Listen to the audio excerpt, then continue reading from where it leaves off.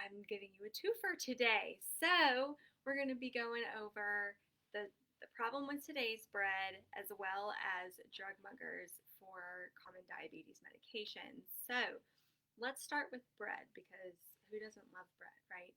So the fact is today that eating bread or eating today's bread may be contributing to diabetes, which is a scary thought, right?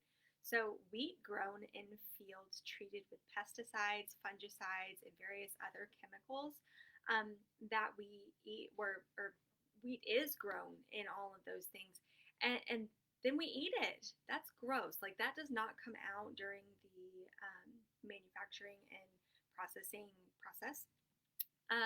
So then, after it's grown in all of these chemicals, it's harvested and then processed into flour. And during that process, that actually removes most of the nutritious parts of the grain itself, like all the fibers, the minerals, and the vitamins. In fact, that you know, when you go to buy flour, it'll say enriched wheat flour.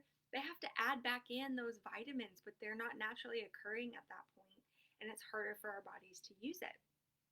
So, but at that point, once it's ground into a flour, it's still brown. Um, and brown flour is not visually appealing, right? So at that point, it's whitened using chlorine gas. Yes, chlorine gas. So when the flour comes into contact with chlorine, it actually produces this other substance called alloxin. And alloxin, this is where things get interesting, is actually used in clinical trials to induce diabetes in animals. So it actually destroys the beta cells in your pancreas, and those are the cells that make insulin. So, yes, in lab animals, the more alloxin consumed, the more likely they are to develop diabetes. Makes you think a little bit, okay? This is in our bread. This is what we're eating, okay? Alloxin also looks very similar to glucose. So cells will readily take it up where it sparks tons of this free radical damage and it actually kills the cells. So for more on free radicals, check out the Ask Lex Rx video from 2 weeks ago. I go into more details on that. But bottom line, this toxic substance alloxin is in almost all commercially baked goods made with white flour. Not cool, right?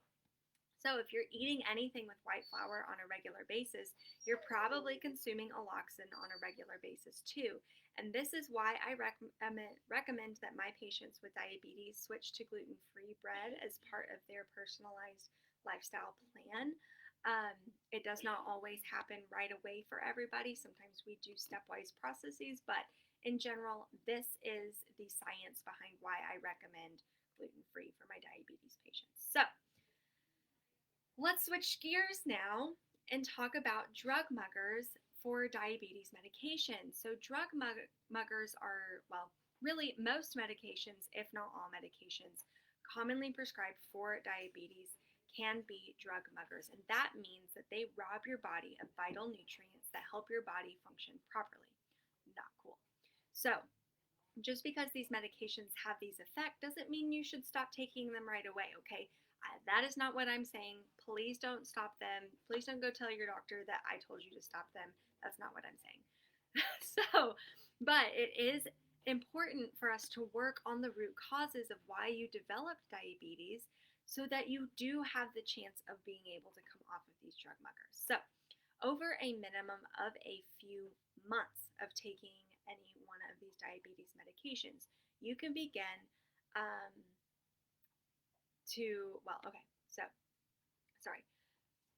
when you take a diabetes medication, it can take a few weeks to a few months to cause a nutritional deficiency. However, if you are working on the root causes, it only takes a few months to be able to reverse many of the disease processes, and you may not need as much or any medication. So, for questions on how to do that, I will drop a link in the description to schedule a free call with me. I'm actually going to do that right now. while I'm pulling that up, I'm going to continue. So back to drug muggers, right? I won't go through all of them, but some of the most common ones are metformin. I don't know many diabetes patients who are not on metformin. This depletes CoQ10 or coenzyme Q10. This is very, very important for energy production. They also deplete folic acid, which is a B vitamin, vitamin B12, which is really important for energy, and it can throw off your gut microbiome or your gut bugs. So, a probiotic may be something that you need to take. And then number two, here I've got this link pulled up. I'm going to drop it in the comments. There we go. And number two are the sulfonylureas. So these are a group of medications.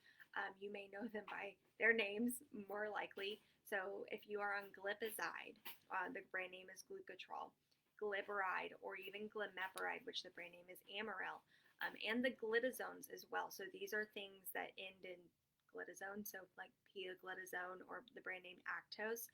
All of those medications also deplete pretty much the same things as metformin does, that CoQ10, those B vitamins, and they mess with your gut bugs. So if you take one of these or even more than one of these, it is really important to supplement with these nutrients while you still need the medication.